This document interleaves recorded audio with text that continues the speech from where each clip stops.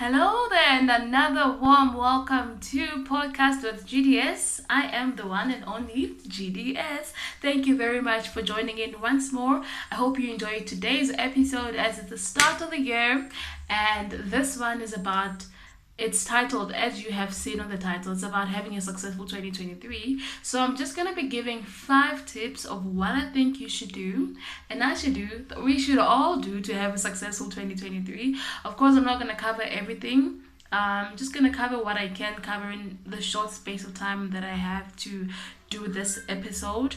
But I hope you learn a thing or two. I hope you're encouraged and inspired to go and take the first step, if you haven't started already, to making this year the success that makes sense to you. So, tip number 1 that I have is for you to start now. So whatever goal you have, whatever dream, whatever aspiration, whatever it is that makes sense to you in terms of these are the goals I have in place for my life, this is what success means to me, this is what I'm passionate about, whatever it is that you want to do, whatever you long to do, whatever it is, don't wait for a miracle or for someone to come and say, here's your opportunity. Give yourself that opportunity. I was listening to a wonderful sermon by Teddy Jakes. I think it was the New Year's sermon where he was saying, I think it was titled something about chance, like we have a chance and we have to use that, something like that, that like we have been given a chance and we are people who are taking this chance and making use of it. So don't wait for someone to come and say, oh, here's the opportunity.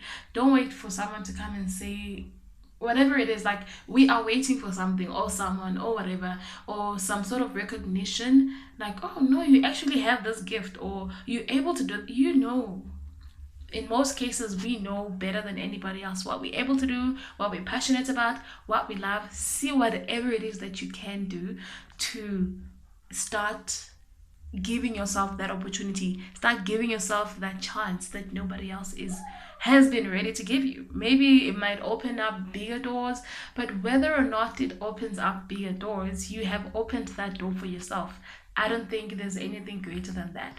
So start now. Don't wait for a specific day, like a special day that no, this is the day to start. What if you don't start on that day? So you're going to postpone that to another day that is similar. It would take forever for you to get there. So start now. Don't wait. Make the small necessary steps to get there, and yeah, do whatever it takes. Make the necessary steps towards reaching your goals, whether if it's saving, for example. Like people always start making savings at the beginning of the year, right? And if you miss Jan, are you going to wait for next January to start?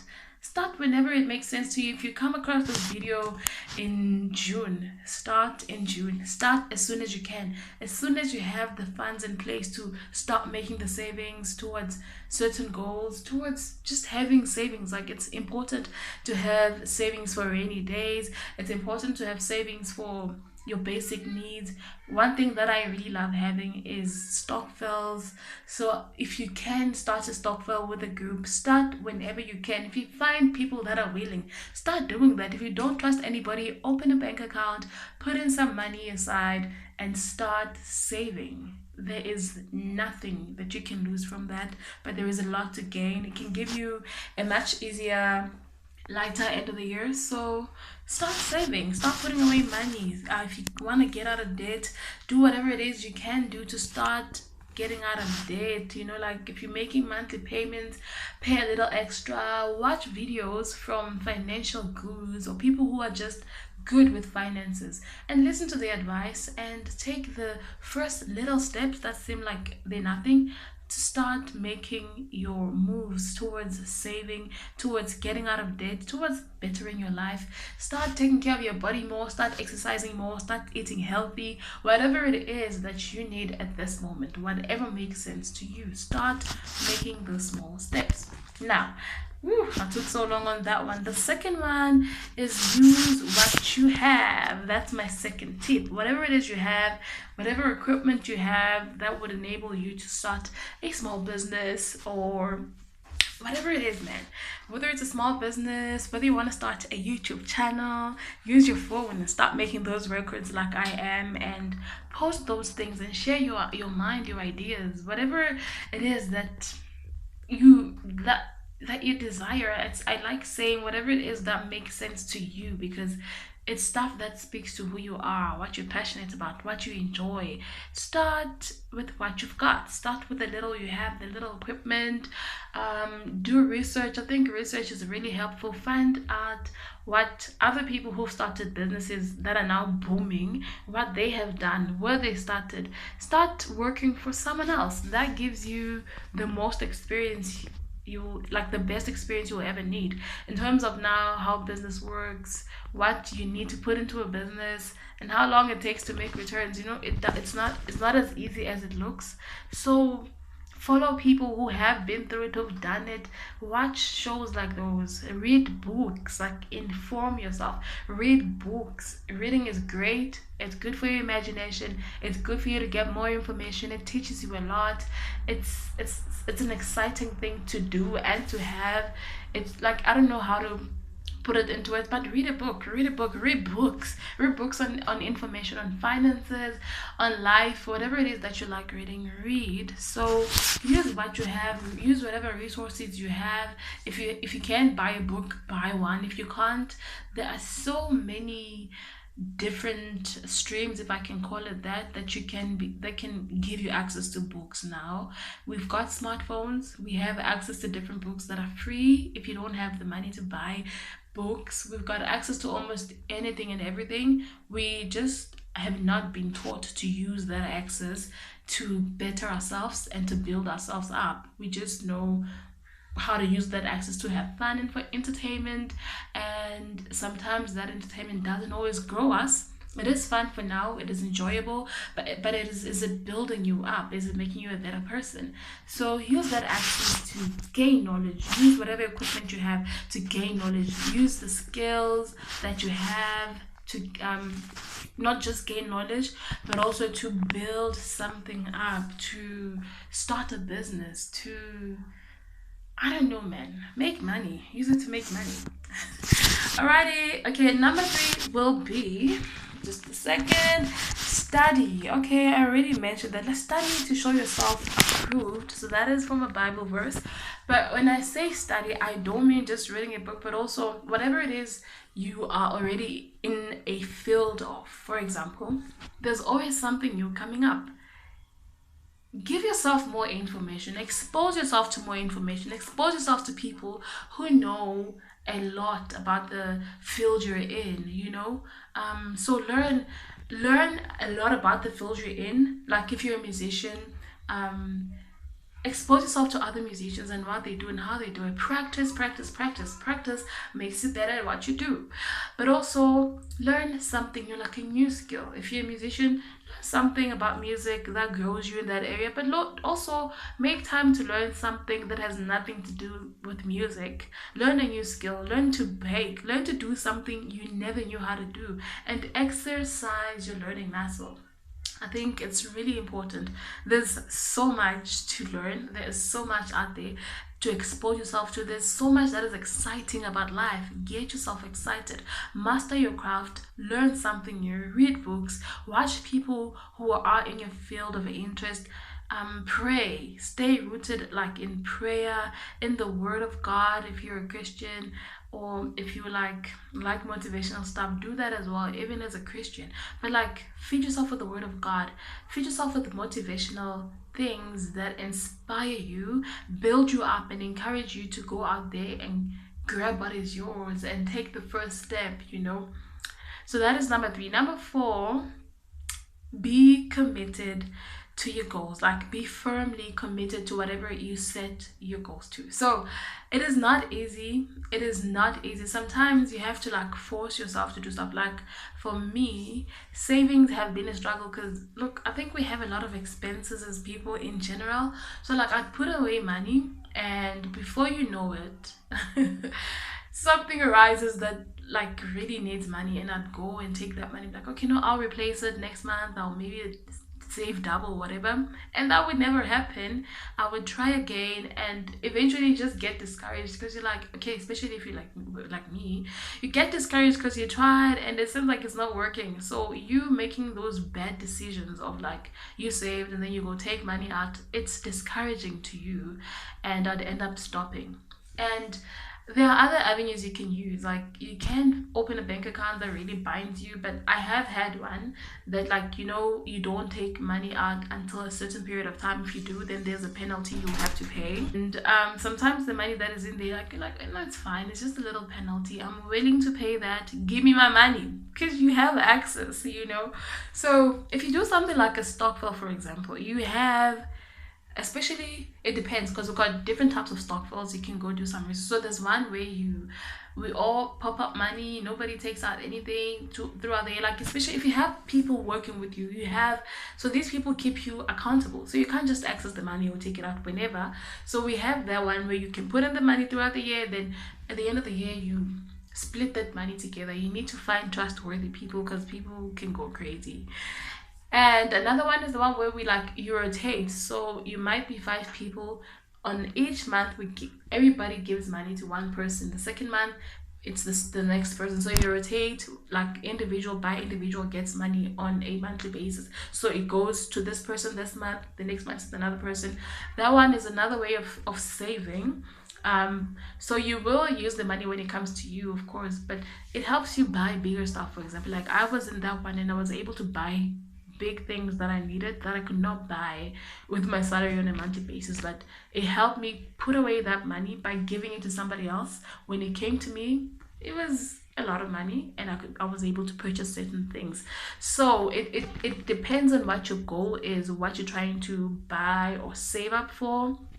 But if you struggle with putting money away in any place that is accessible to you, even when there's a penalty you have to pay, it is still accessible to you, like a bank. Oh, okay, no, there's the 30 days. So, okay, there's different types. Find one that works for you. Another one, you have to give them 30 days notice, I think. But yeah, you give 30 days notice, but okay, I got a little disrupted there, but so you have a few different ones. You just find whichever one works for you and enables you to really, really save.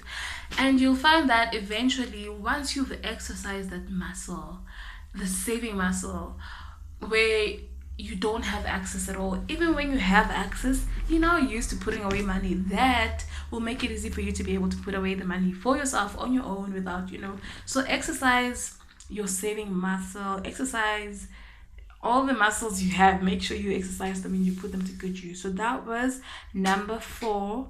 Stay committed to your goals. So if you're struggling to stay committed to a goal, find a way that you have maybe an accountability partner, if I said it right, or someone who keeps you accountable to whatever goal you've set for yourself. If you're saving up for something, or you've committed yourself to learning something new, or you've committed yourself to starting a business or starting something, the best thing you can do for yourself is to make the first step and start. Now, the last one I'm going to share is take a break or rest. Take time for self-care. Take time to just give yourself a break and just be present. So with this one, why I think you should take it, I think it's important to not overwork yourself in any way, shape or form. We always at work, at home, giving of ourselves, at work you're working really hard, making sure you're reaching targets. If your job involves reaching targets, you're making sure you meet deadlines. You're making sure you give of yourself, whatever service it is you're giving, you're constantly giving. You get home, you're giving still, you may think in your mind, okay, I'm helping out, like I'm being there for my family, basically. I'm cooking for them, feeding them, making sure they're clean. There's just so much that you're putting in for everybody around you, and you might think you're present, but I don't know. For me, I feel in most cases I'm not present, because it's about finishing a task, making sure everybody is fed, making sure all the clothes are clean, making sure the house is clean, making sure things are in order. It's about finishing whatever task has been assigned to you or you've given yourself responsibility towards, right? So you never, okay, I, for one, am never, I am sometimes present, but me being the kind of person I am, I'm not always present because it's about, is that, like, I'm always at the back of my mind, I'm concerned, is that other thing taken care of? Yeah, I finished the dishes. Is that other thing taken care of? Oh, I'm done cooking, but how's the house now? And you constantly want to like keep up with everything that you're responsible to.